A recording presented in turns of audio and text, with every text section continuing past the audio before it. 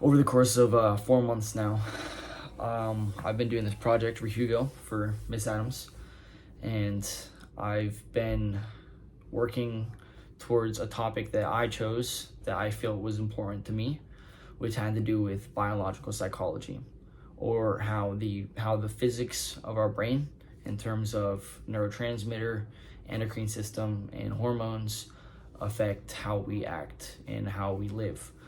Um, I've learned a lot, and it had to do with, how I sleep, how I can improve my relationships, how I can wake up better, feeling more energetic, and, things of that nature. And specifically, it has to do with our physical and mental lives and our social interactions. And most definitely it has improved those two aspects of our lives. So the first way biological psychology, or having a better understanding of it, helps us is having to do with our sleep. And that has to do with adenosine, and the amount of adenosine we have in our body. When we have a lot, it makes us sleepy. And when we have none, that's when we are awake, and it drains from our body. There are a few ways to rid yourself of adenosine properly so that you can wake up. Most people generally use an alarm to wake up, and that's a sound. And that's not the right way to do it, because that wakes you up too suddenly, and your body is just, we're not developed that way. And so the adenosine doesn't drain properly, and that's why we feel super sloggy and shaky when we wake up, and not completely awake.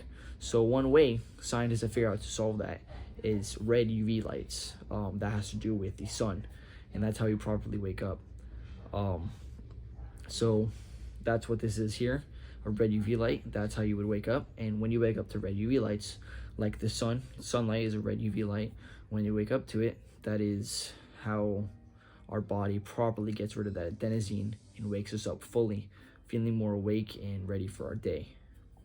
So adenosine builds up during the day, and once you fall asleep, it's at its max point. And it's especially recommended to take ice baths and cold showers in the morning, at least about 15 minutes, not every day, to increase testosterone, as well as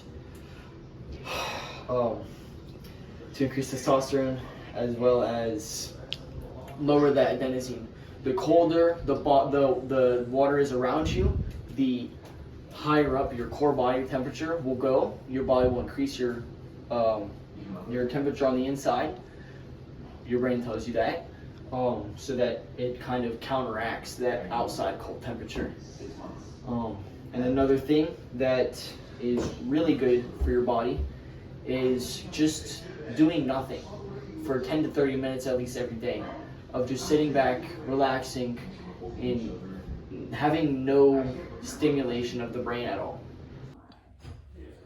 Another great thing that has to do with understanding biopsychology, or how our brain works physically, and how it affects our endocrine system, like testosterone, insulin, and other things, and obviously our neurotransmitters within our nervous system, which is our interactions with others, how we talk to people, how we treat them.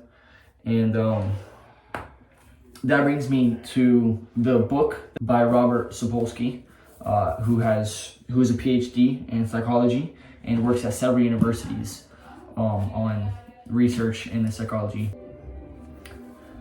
So the book explains a bit about what I found really interesting was dopamine and what it does as a neurotransmitter. It affects our motivation and our goals. It's that pleasure that we get when achieving a goal. It comes from our worldly desires, such as food and survival, or compliments and other things we get, like trophies. Our environment, the people we hang around, the childhood we grow up in, our parents are enormous factors on how we grow up in who we become. In the documentary that I watched, The Human Brain Explained, in the Navy SEAL hooded box drill, or the pooled comp tests, but these are both Navy SEAL tests that basically try to work to suppress the fear of the amygdala in order to be able to fully react and stay fully efficient in more daily life things. Even simple things like eye attention, hand movements, and proper volume can grab the attentions of others. In the speech that Robert Sapolsky did for the TED Talk, he also mentioned how certain genetically how people change over years because of the environments that they lab themselves in. Even like in Iceland, the same people that were Vikings that were genetically more aggressive and ready to fight, over the years they have become more suppressant and more relaxed and just easygoing because there hasn't been as much fighting and war in that area. And so over the years, the people there have calmed genetically. The DNA is just like, there's no need for this, and so we drop it. Basically, to sum it up, there's not very many things, there's not much to argue against why it isn't a positive thing. It's just, I greatly urge for more study to go into it, and more people in everyday life to be taught more about it. I mean, it's simple things, doing a bit of exercise, not drinking so much coffee, maybe taking some saunas as well for testosterone improvement for men, for muscle growth and other things like I said, red UV lights for far better to waking up, and surrounding ourselves with better people in our environment, especially during our child age, and even as an adult, the people we surround ourselves with greatly affect how our brain matures us. In our brain is in a psychological term, it's called neuroplasticity.